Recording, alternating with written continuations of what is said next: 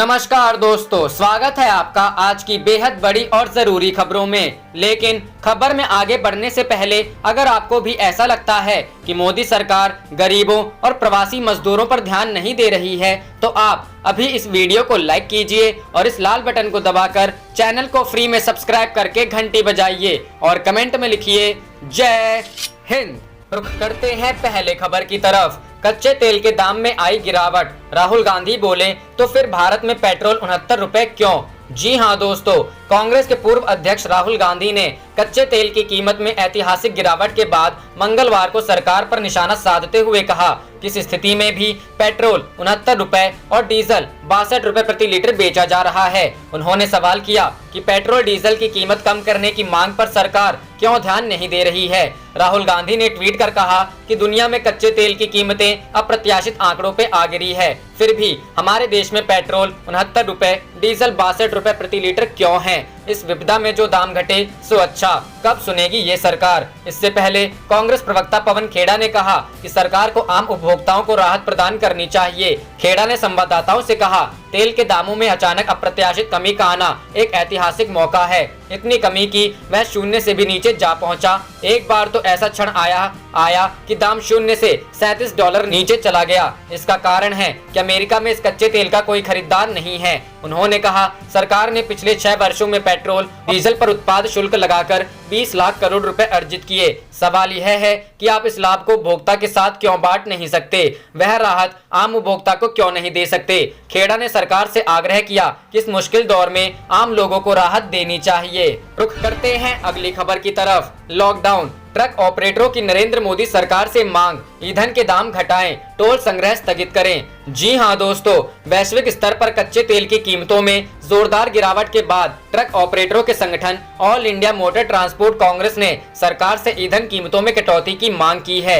AIMTC ने इसके साथ ही टोल संग्रह भी स्थगित करने की मांग की है। ट्रक ऑपरेटरों का कहना है कि लॉकडाउन की वजह से उन्हें गंभीर संकट का सामना करना पड़ रहा है। ऐसे में राजमार्गों पर टोल संग्रह को तत्काल स्थगित किया जाए। AIMTC का कहना है कि कोविड-19 महामारी की वजह से लागू राष्ट्रव्यापी बंद से ट्रांसपोर्ट क्षेत्र बुरी तरह प्रभावित हुआ है। ऐसे में उसे राहत की दरकार है।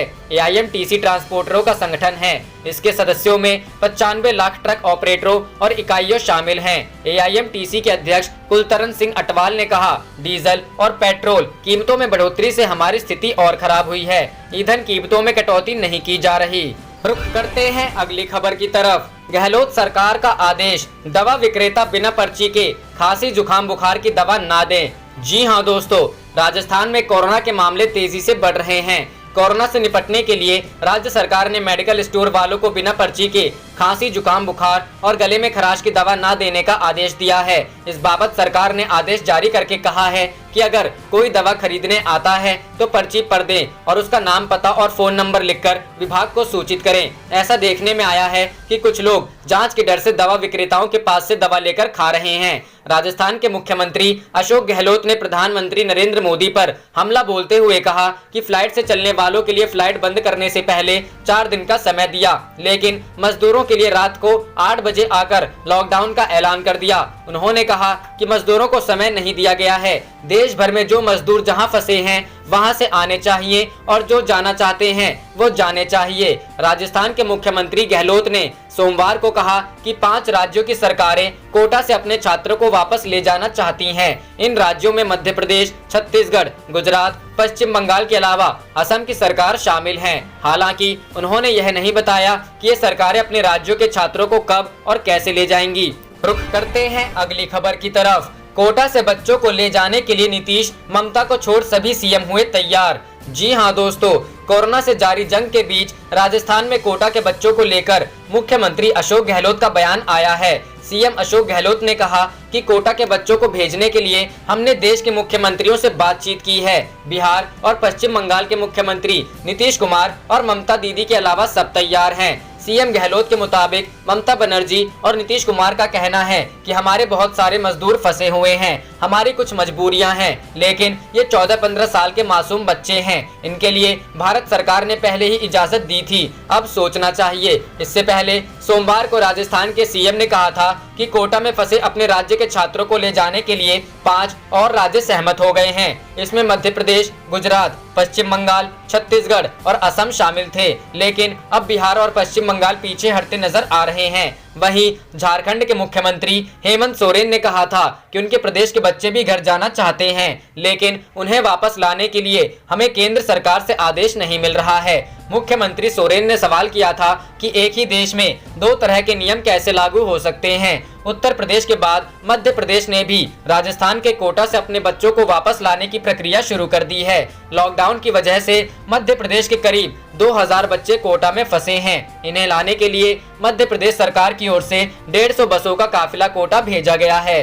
रुख करते हैं अगली खबर की तरफ। महाराष्ट्र सरकार ने मुंबई और पुणे में खत्म की लॉकडाउन में दी गई छूट, कहा लोग नहीं समझ रहे हैं अपनी जिम्मेदारी। जी हां दोस्तों, महाराष्ट्र सरकार ने मुंबई और पुणे में लगातार बढ़ रहे कोरोना वायरस के मामलों और लोगों गैर जिम्मेदारी के बाद लॉकडाउन की छूट को खत्म कर दिया है। मुख्यमंत्री कार्यालय से मिली जानकारी के अनुसार राज्य के बाकी हिस्सों में लॉकडाउन में दी गई आंशिक छूट जारी रहेगी। मुख्यमंत्री आवास की ओर से जारी बयान में कहा गया कि लॉकडाउन में छूट देने के लिए 17 अप्रैल को जारी किया गया आदेश मुंबई और पुणे में लागू नहीं होगा, क्योंकि लॉकडाउन में मिले छूट के कारण बड़ी संख्या में लोग घरों से बाहर निकल रहे हैं और इससे महामारी के बढ़ने का खतरा है।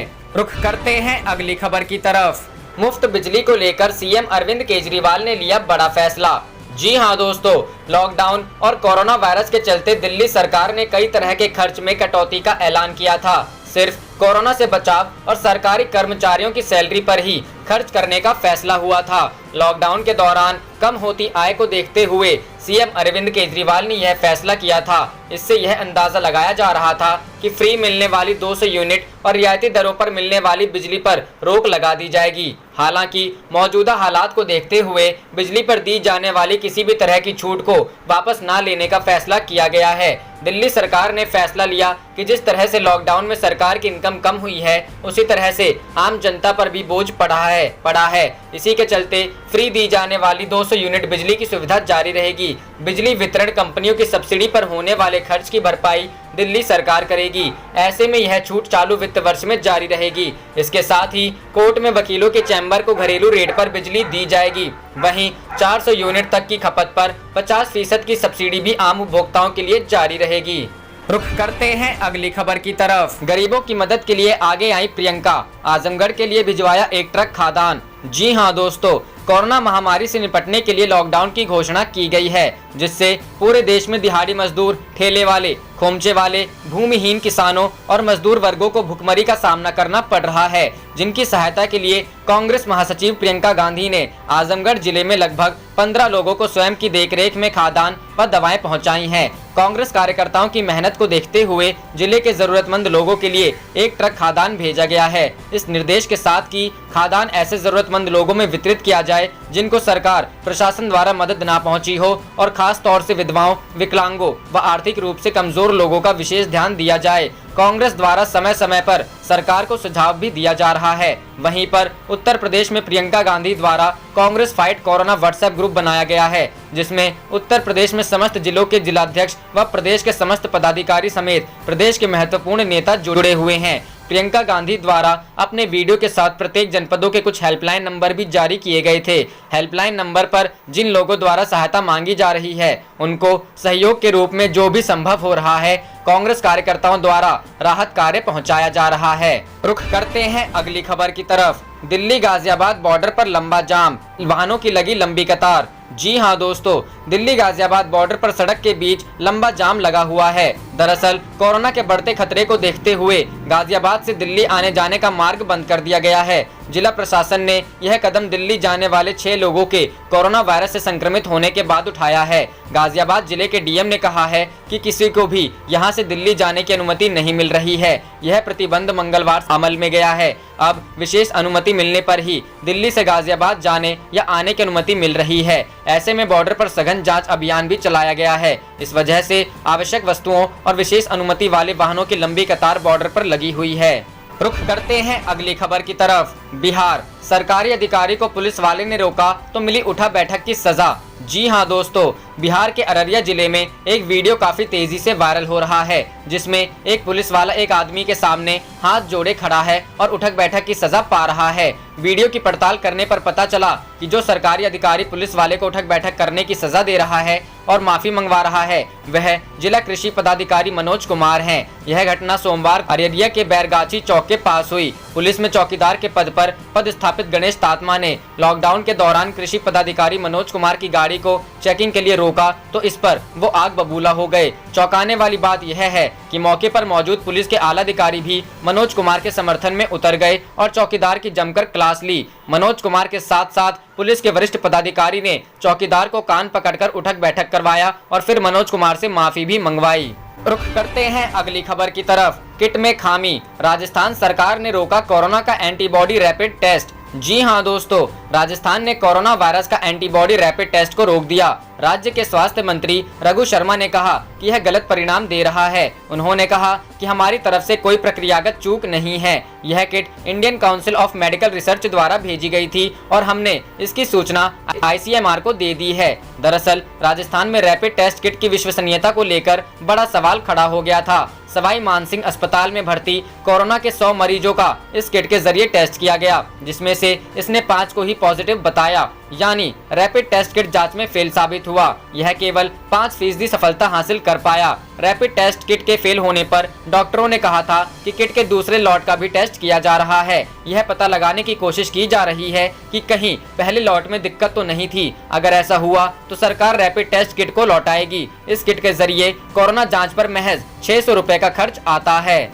रुख करते हैं अगली खबर की तरफ। मनमोहन ने कहा लॉकडाउन के दौरान जरूरतमंदों के खाते में कैश ट्रांसफर ही सबसे बेहतर विकल्प। जी हां दोस्तों, कोरोना महामारी पर पूर्व प्रधानमंत्री मनमोहन सिंह की अगुवाई में गठित कांग्रेस का परामर्श समूह छोटे व मझोले उद्योग को राहत देने के सुझावों का एक प्रस्ताव जल्द NDA सरकार को सौंपेगा। MSME सेक्टर को उबारने के साथ ही लॉकडाउन में प्रवासी मजदूरों के संकट और गेहूं खरीद की चुनौती से निपटने के उपायों की रूपरेखा भी पार्टी सरकार को सौंपेगी। हालांकि इनसे जुड़ी सिफारिशों से पूर्व कांग्रेस ने जनधन, PM किसान और वृद्ध विधवा दिव्यांग पेंशन के सभी खाता धारकों को 7,500 रुपए तत्काल कैश ट्रांसफर का सरकार को सुझाव दिया है।